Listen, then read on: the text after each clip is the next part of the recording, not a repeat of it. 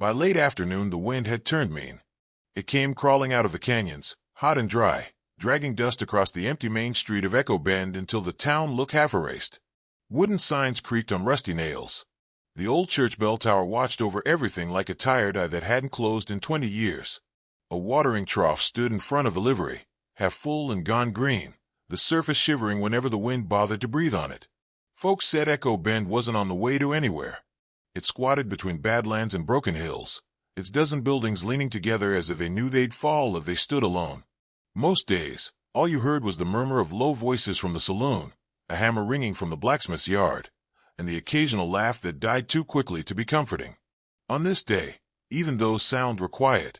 Rumor had come before the riders, rumor always did. It had slipped in on the morning stage and through the lips of a jittery driver who couldn't keep his hands still when he drank his coffee at the bar. 3 gunfighters were working their way across the territory, he'd said.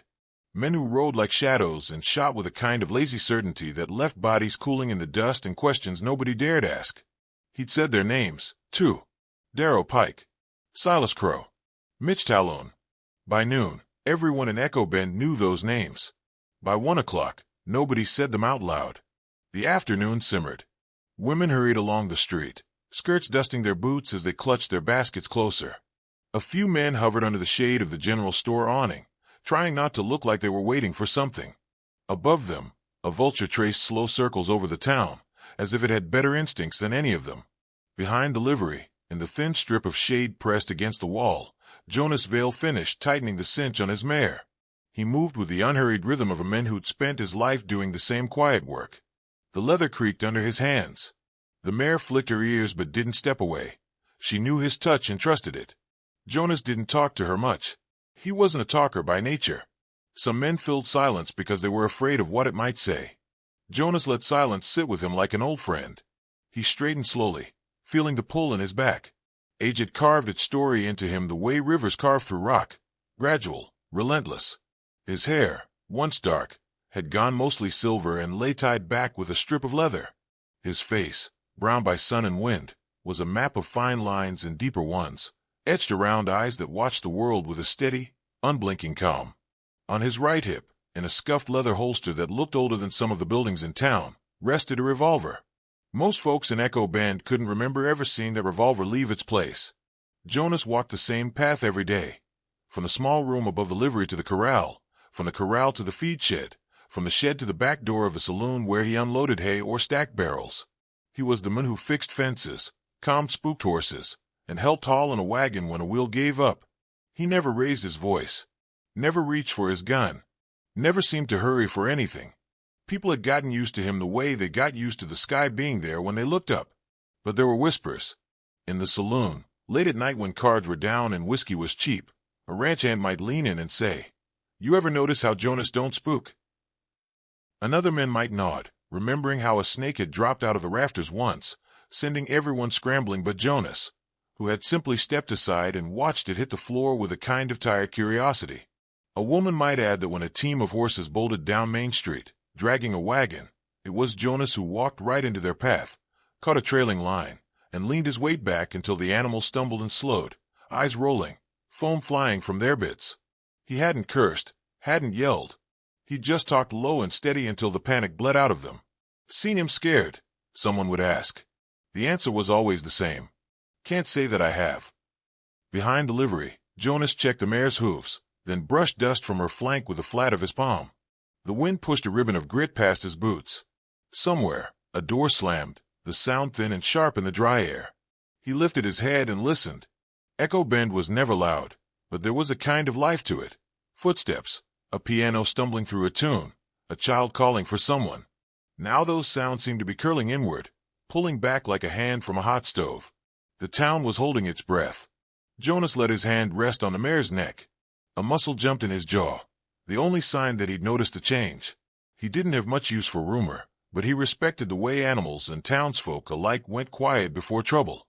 He glanced toward the open stretch of land beyond the last building, where the trail came in from the south. To anyone else, it was just shimmering heat over hardpan. To Jonas, it was a horizon where stories began and ended. Bootsteps scuffed behind him. Jonas. The livery boy, Caleb, lingered near the corner, his freckles standing out stark on his pale face. "You heard about them riders?" Jonas didn't turn right away. "What riders?" he asked, though the names were already sitting in the back of his mind like stones. "Gunmen," Caleb said, voice dropping, as if the word itself might attract bullets. "Darrow Pike, Silas Crow, Mitch Talon. They say they're headed this way. Stage driver swore to it. Folks saying they're looking for somebody. Maybe just passing through." The boy's hope was then a spider silk and twice as fragile. Jonas turned then. His eyes, of faded gray blue, met the boy's. "You scared, Caleb?" Caleb swallowed. "Reckon I'd be a fool not to be." Jonas nodded once. "Fear's a useful thing. Keeps a man from doing something stupid. Long as it don't own him." The boy shifted from foot to foot. "If they're as bad as folks say, sheriff ought to do something. The sheriff, Jonas thought, had a belly 2 inches past his belt buckle and a hand that shook when he lit his cigars. "Sheriff'll do what he can," Jonas said quietly. "Same as any man." Caleb studied him, as if waiting for something more, a promise or a plan. When none came, he sighed. "Ma says if those men ride in, we're going to my uncle's place till it's over. She don't want me near town when guns start talking. That's so." Jonas patted the mare's neck and picked up the reins. "You listen to your ma. She's got sense." The boy hesitated again. "Jonas, who you think they're coming for?" The question hung in the dusty air, trembling between them. Jonas's gaze drifted back toward the empty horizon. The wind tossed a loose strand of hair across his brow. For a moment, the lines in his face deepened, shadows settling into familiar grooves of memory that nobody in Echo Bend had ever seen. "I think," he said slowly, "they ain't riding this far without a reason." Caleb shivered, though the heat still pressed down heavy. "Pa says men like that don't come for nobody quiet. They come for troublemakers." A corner of Jonas's mouth twitched, though it never quite became a smile. Sometimes quiet's just what trouble's looking for. The boy frowned, not understanding, but Jonas didn't explain. Some truths were like the desert, too big to be taken in all at once. As Caleb wandered back inside, Jonas led the mare toward the corral and let her loose. She trotted away, tail flicking, then stopped and stared south, ears pricked, sniffing the wind as if it carried a message only she could read. Jonas watched her and felt it too, that faint, metallic taste of distance closing. He had felt it before, in other places, with other names and other men. It was the feeling that came just before the horizon sent riders into your life, who intended to leave something broken behind. He walked out from behind the livery and onto Main Street. A man doesn't fear death unless he's already met it once. The thought drifted through Jonas Vale's mind as he stood at the edge of Echo Bend, watching the distant dust of 3 riders unspool across the dying light. The evening sun had dropped low enough to stain the sky a bruised purple, its last warmth stretching weak fingers across the desert floor. Jonas's shadow, long and spare, lay behind him like an old companion he no longer trusted. He didn't turn toward town just yet. The wind carried the faint creak of shutters and the soft thump of a door closing, families preparing for the worst, even if no one dared say it aloud. Jonas listened to those sounds, letting them fold into him like pages turning in a book he knew too well. He reached up and adjusted the brim of his hat. His pulse stayed steady, breath even, but a heaviness stirred inside him. That familiar weight was memory, and it settled over him with the same cold certainty he'd felt years ago, on the day his life had cracked straight down the middle. He closed his eyes, and the past came for him. It rose like a campfire smoke swirling along the edges of his thoughts, sharp, bitter, impossible to ignore. He could almost taste dust and gunpowder again, could smell the oil rubbed into saddle leather, could hear the distant bugle cry drifting across the plains at dawn. Back then, he'd worn a uniform of the U.S. Cavalry, simple blue cloth that carried more expectation than comfort. The world had been wide and dangerous, full of men eager to carve their names into it with bullets. Jonas carved his differently. He had been a scout, riding out ahead of his regiment, marking trails, spotting threats, assessing ground before others crossed it. His eyes, calm now, faded now, had once been sharp as a hawk's. He could sight a target at distances other soldiers didn't even try to imagine. Men spoke about him in mess tents, sometimes with awe and sometimes with unease. "Vale don't miss," they'd whisper. "He don't blink neither." But Jonas had never cared for reputation. He rode hard, worked harder, and kept his word short. He didn't think of himself as the deadliest marksman in his regiment. He thought of himself as a man doing what needed doing so others stood a chance of seeing sunrise.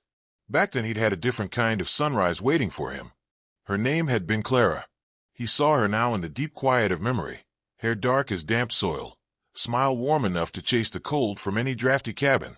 She'd lived in a small settlement nestled near the bend of a river, a place with fertile earth, children chasing chickens, neighbors who waved from porches.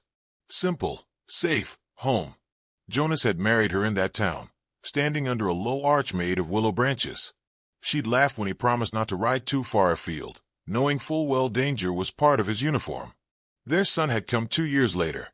A sturdy little boy with Jonas's serious eyes and Clara's mischievous grin. Jonas's throat tightened even now when he saw that boy in memory, running barefoot through golden grass, legs pumping as fast as his laughter. He had wanted to leave the army then. Wanted to trade gun oil for plow handles, scouting for sowing, long rides for long harvest seasons. Clara had believed him. She had seen him mend beneath a soldier, the one who cradled their baby gently, the one who built her a porch swing even though he'd never held a carpentry tool with confidence before. But danger didn't care about promises. Jonas had been 10 miles away on a routine scout, when smoke rose behind him like a dark flower blooming. He rode harder than he'd ever ridden, pushing his horse past limits, lungs burning, heart thundering. The closer he came, the thicker the smoke. Shouts drifted on the wind, then gunshots, then screams. When he crested the last ridge and saw the settlement, his settlement, crawling with raiders, buildings aflame, bodies in the dirt, something inside him tore loose. The raiders were outlaws hired by a corrupt official in a larger town upriver. Jonas didn't know that then. He only knew the world had gone red around the edges. He rode straight into them. Later, soldiers would say they found him half delirious, covered in ash and blood, his rifle barrel too hot to touch, and a circle of bodies around him like the petals of a deadly flower. But Jonas remembered little of the fight, only the aftermath. Clara's hand, still warm when he held it. His son, unmoving in the rubble. The sound Jonas made then wasn't human. He buried them with shaking hands, tears mixing with soot, whispering words he would never repeat. When the army offered him leave, he left for good. Papers signed. Uniform folded. Rifle stored in a case he couldn't bear to look at. Jonas' veil vanished into miles of wilderness, wandering until grief became something he carried instead of something that carried him. Years later, he reached Echo Bend. A quiet town. Forgotten. Ordinary. Exactly what he wanted. A place where bullets weren't currency and a man could talk with his hands instead of his gun. Jonas rebuilt fences, mended harnesses, exchanged labor for bread. People welcomed him without prying, and he offered nothing but honesty and hard work. But beneath it all, a vow simmered. Never again would he fire a gun unless it was to protect innocent lives. He kept that promise for years. Let his revolver sleep in its holster. Let his past drift into silence. The townsfolk saw only what he allowed them to see, a quiet man, helpful, solitary, harmless. But no good story stays buried, and no past stays dead forever. Far from Echo Bend, 3 riders pushed their horses hard across the plains, their coats snapping behind them like the wings of dark birds. They weren't built like most men. These were professionals who looked at the world with a cold arithmetic, distance, angle, reward, risk. They had been hired to kill Jonas Vale, though they didn't yet understand why the men mattered enough for a powerful land baron to pay high coin for such a job. Darrow Pike, the oldest, carried a reputation like a storm cloud, broad-shouldered, graying hair tied back, hands too steady for comfort. He questioned anyone who saw Jonas in the past month, leaning in close enough for his shadow alone to scare confessions from them. Silas Crow, lean and sharp-featured, moved like a rattlesnake coiled in boots. He smiled rarely, talked less, and had a way of looking at men that made them want to empty their pockets and their souls. He bribed a stagecoach driver with money stolen from a different corpse. The driver, trembling, described Jonas in detail, quiet, unremarkable, polite. Silas laughed as if he'd heard a fine joke. Mitch Talon, the youngest, was the most dangerous. He had a boy's face and a killer's reflexes, a combination that made people underestimate him just long enough for him to end them. He cornered a rancher, pressed a knife to his throat, and demanded directions. The rancher gave them everything he knew, mostly lies born of terror, but even lies can paint a road when enough are told. By the time the 3 gunfighters left their second county behind, they'd sown a trail of fear and broken men, so thick the land itself seemed to shrink from them. They believed they were hunting a coward in hiding. They didn't know they were riding straight into a hunter who had already marked their footsteps long before they rode close. Jonas Vale knew their names. Sunrise came slow over Echo Bend, dragging a pale band of gold across the horizon like a blade being drawn from its sheath. The first rays stretched long across the empty street, illuminating drifting dust, shuttered windows, and the uneasy silence of a town that refused to breathe. The air felt colder than dawn should have allowed, as if the night had left something behind. Long before the sun cleared the distant ridge, Jonas Vale stepped into the street. He walked with the steady gait of a man who'd made peace with whatever waited for him. The boards beneath his boots creaked, the sound amplified in the quiet. Behind curtains, unseen eyes tracked him, breaths caught in worried throats. Doors had been locked, lamps blown out, children hushed. Even the horses in their stalls stamped and snorted restlessly. Echo Bend had one lawman, and he didn't wear a badge. Jonas stopped at the very center of the street, where the rising light cast his shadow long behind him. He planted his boots in the dust, feet shoulder-width apart, and let his hands rest lightly at his sides. The revolver on his hip felt heavier than usual. Maybe it was the memories tangled around it. Maybe it was the weight of what today demanded. A faint rumble echoed across the plain. Jonas lifted his chin. 3 riders approached, their silhouettes stark against the morning sun. Dust curled behind them in slow spirals. As they grew nearer, their shadows stretched forward like hungry fingers reaching toward Echo Bend. Darrow Pike rode in front, broad-shouldered, face carved in hard lines, his gray hair tied back neat. He sat straight-backed in the saddle, confidence rolling off him like heat. His horse stepped with the precise rhythm of an animal trained to kill alongside its rider. To Pike's left rode Silas Crow, lean and hollow-cheeked, his narrow eyes scanning every doorway, every rooftop, every sliver of shadow. He moved with a predator's patience, reins held loosely in one hand, the other hovering close to the pistol resting low on his thigh. His smile, faint and humorless, twitched whenever his gaze caught anything that might hide fear. On the right was Mitch Talon, the youngest, but with the deadliest stillness. His boyish face was at odds with the cold calculation behind his eyes. He studied the town like a puzzle he meant to break apart piece by piece. His rifle, slung across his back, glinted as the sun rose higher. They slowed as they drew within 50 yards, their horses stamping and blowing dust from their nostrils. None of the gunfighters spoke at first. They simply watched Jonas, measuring him, dismissing him, filing him away as an obstacle hardly worth the bullets it would take to remove him. Jonas did not move. He didn't reach for his gun. He didn't blink. Darrow Pike let a long breath whistle through his teeth and chuckled. "Well now," he said, voice carrying easily across the empty street. "We rode all this way, and this is who the fine folk of Echo Bend send out to greet us." Mitch smirked. Silas Crow tilted his head, studying Jonas like a crow eyeing a carcass. Jonas remained silent. Pike eased his horse a few steps forward, boots tapping lightly against the animal's flanks. Gray hair, tired boots, and a stance that says either you're braver than you look, or dumber. "Tell me which one so I don't waste time guessing." Jonas's voice came low, steady. "You're Darrow Pike." The outlaw blinked, then barked a laugh. "Hear that, boys? Old man's done his homework." Jonas's gaze slid to Mitch. "And Mitch Talon. Railroad camp near Red Mesa. 3 dead before sunrise." Mitch stiffened. Jonas turned to Silas Crow. "And you?" "Fort Crescent. The captain's boy. Shot in the back." Silas's smile vanished. The street seemed to hold its breath. Pike's amusement thinned. "So you know a few tales. Makes no difference." Jonas shook his head, the movement slow. "I know more than tales. I know men who kill for coin don't leave their ghosts behind. They drag them everywhere they go." Silas's hand drifted toward his gun. "Keep talking, old man. See where it gets you." Jonas finally met his eyes. "It gets me exactly where I plan to be." Something in his calm rattled them more than a drawn gun would have. The rising sun framed the 3 gunfighters in sharp light. Behind them, dust hovered like a veil. Behind Jonas, Echo Bend crouched silent, windows sealed, prayers whispered into trembling palms. The town belonged to stillness. A living, terrible stillness. Pike cleared his throat. "We didn't come for conversation. We came for you." Jonas nodded once. "I figured." Mitch scanned the rooftops again, uneasy. "Town's too damn quiet," he muttered. "Feels like a setup." No setup, Jonas said softly. Just me.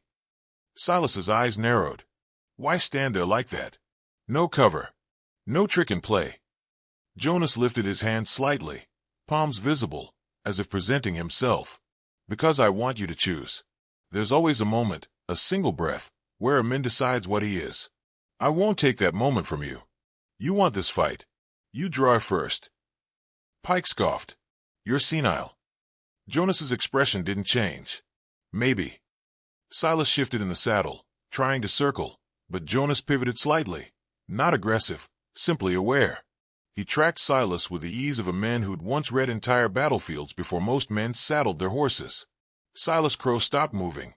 The air tightened, pulled then. A fly buzzed near the water trough. The world held its breath.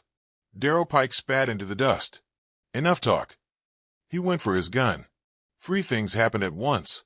Pike's hand flashed down toward his holster. Silas lunged sideways, reaching for an angle. Mitch moved his rifle from shoulder to hands in one fluid, practice swing. Jonas didn't move until their intent was clear. Then he drew. Not fast. Precise. Unhurried, as if he were simply completing a movement begun years ago, picking up where a long-abandoned life had paused. The first shot cracked through the morning air like lightning splitting the sky. It wasn't Jonas's. Pike fired before his gun was clear of leather. The bullet tore past Jonas's shoulder, kicking up dust behind him. Jonas's revolver barked a heartbeat later. Pike jerked sideways, surprise etched on his face as a red bloom spread across his coat. He slumped in the saddle, fingers spasming around the grip of his gun before sliding lifelessly away. Mitch shouted something incoherent and raised his rifle fully. Jonas stepped left, one deliberate step, and Mitch's shot screamed past, breaking a saloon window behind him. Jonas fired again. Mitch folded forward like a man punched in the gut, rifle slipping from his grasp. He hit the ground hard, dust billowing around him. His breath rasped, his eyes blinking rapidly, then slowly, then not at all. The street fell into a stunned silence. Only Silas Crow remained mounted, alive, furious. And Jonas stood bleeding. The pain arrived slowly, a heavy burn along his ribs. Jonas touched his side and felt the sticky warmth. Pike's first shot had grazed him, deep enough to bleed, shallow enough to ignore for now. He straightened, ignoring the throb, ignoring the growing dampness spreading beneath his shirt. Silas stared at him, chest rising and falling in sharp, animal breaths. You should have died years ago, he hissed. Jonas lowered his revolver slightly but didn't holster it. Many men tried to make that true. Silas swung off his horse with a predator's grace, boots hitting the ground with soft thuds. His fingers hovered over his pistol grip, not yet drawing, savoring the moment. Two of us gone before I even blink. You're fast, old man, faster than rumor claimed. Jonas exhaled slowly. I'm not fast anymore. Silas smirked. Could have fooled me. Jonas's voice dropped. Fast isn't the same as right. That's why the others fell. Silas began circling. Not riding. Not rushing. Silas Crow's gun was half-drawn, the polished steel catching sunrise like a sliver of lightning. Jonas Vale stood bleeding in the street, breath shallow, shirt darkening beneath his ribs. Dust drifted between them, slow, weightless, while the entire town hid behind shuttered windows, listening to the moment that would decide their fate. For a heartbeat, everything stilled. Silas's eyes narrowed, hungry, triumphant. You're slow now, he whispered. Old. Hut. Jonas didn't argue. He stood rooted, boots planted, shoulders squared despite the pain burning through him. The sun climbed higher, throwing long shadows behind them both. The air felt charged, as if the desert itself held the final breath of a dying man. Silas moved first. His arm blurred upward, pistol snapping into place with merciless precision. Jonas's hand rose too, slower, just a fraction, but guided by something deeper than speed. A lifetime of choices, losses, and promises flowed into a single movement. Two shots cracked as one. Silence swallowed the echoes. Silas staggered backward, surprise breaking across his face like a cracked mask. His pistol slipped from his fingers, thudding into the dirt. He swayed once, twice, then collapsed to his knees. A thin line of red traced down his shirt, right over the heart Jonas had chosen without hesitation. You. Silas tried to speak, voice rasping. How? Jonas steadied himself, gripping his side as blood seeped between his fingers. Because you draw to kill, he said softly. I draw to end killing. Silas Crow fell face first into the dust and did not rise again. For several long seconds, Jonas remained still, revolver hanging loosely at his side. Wind stirred the silence, dragging grit across the empty street.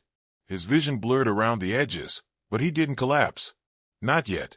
He waited, breathing through the pain, letting the truth settle in the morning light. The threat was over. Echo Bend was safe. Only then did he lower his gun. A door creaked open, tentative, fragile. Then another. Footsteps whispered across wooden floors. People emerged, blinking like survivors of a terrible storm. Mothers clutched children to their skirts. Men stepped out with hats in hand. The blacksmith, still wearing his soot-stained apron, stared at the fallen gunfighters with a trembling jaw. Jonas watched them gather, faces pale and eyes wide. The fear that had smothered the town all week lifted slowly, like fog burned away by dawn. Dear God, someone murmured. He killed all three. Caleb, the livery boy, broke into a run and skidded to a stop beside Jonas. His small hand shook as he reached for Jonas's arm. You're hurt, he gasped. Jonas gave him a faint smile.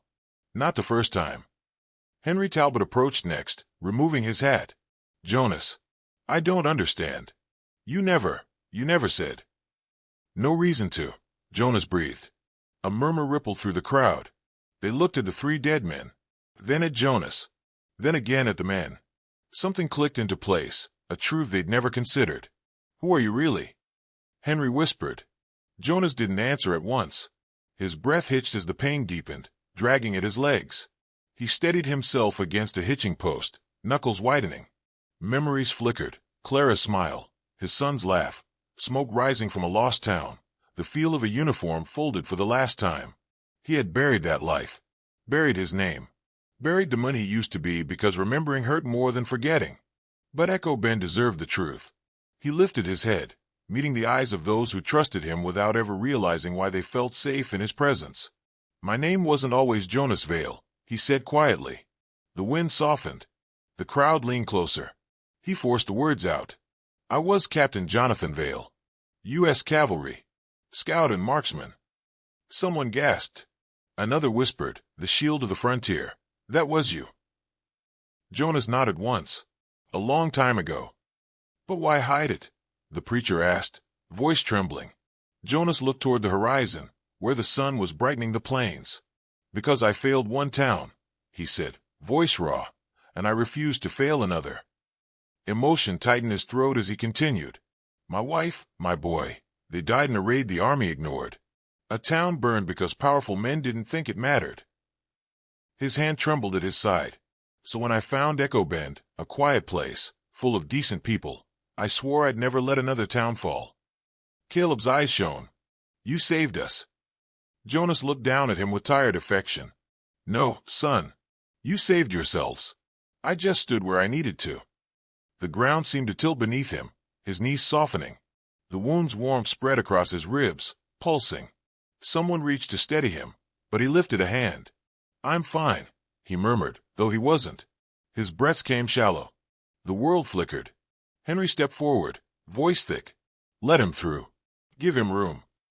The townsfolk parted in reverent silence, creating a path through the dust. Jonas took one step, then another, leaning heavily on the hitching post. He made it halfway before the strength left his legs. He collapsed. A collective cry rose from the crowd. Caleb shouted for water. Mrs. Harrow rushed to his side, hands fluttering helplessly. The blacksmith ripped his apron off to press against the wound. Voices blurred around him, urgent and terrified. But Jonas heard none of them clearly. He drifted in a fog of pain and exhaustion. The faces above him swam, distorted by sunlight. He felt hands pressing cloth to his ribs, felt the sting of wind across his cheek, but everything was distant. Still, he was alive. He clung to that fact as the world dimmed. Hours later, maybe minutes, it was hard to tell, Jonas woke inside the saloon, lying on a table cleared for him. The room smelled of whiskey, warm wood, and wary. Bandages wrapped his torso tight. Mrs. Harrow sat beside him, dabbing his forehead with a damp cloth. You're safe, she whispered. He managed a weak nod. You saved us, she said, tears slipping down her cheeks. All of us. Jonas let his head sink deeper into the pillow. "Just kept my promise," he murmured. Outside, voices gathered.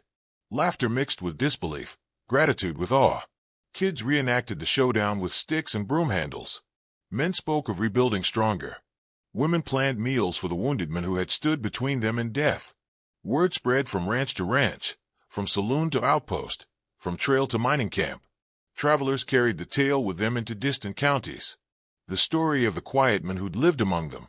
The story of the 3 gunfighters who rode in. And the men who stood alone until none were left standing but him. Jonas' veil recovered slowly. Each day a battle, each night a test of his endurance. The wound never fully healed right, leaving a scar that tugged when he moved. But he survived. Echo Bend would not lose the man who had refused to lose it. In the years that followed, time softened the details, but the core of the story remained unbroken. Travelers who passed through Echo Bend heard whispers about him. Children traced his footsteps in the dust. Old men told the tale beside campfires beneath star-heavy skies. "There are gunfighters who carve their names in bullets and blood," the storyteller would say, letting the fire crackle, letting the silence build. And then there was Jonas' veil, the last thing protecting Echo Bend.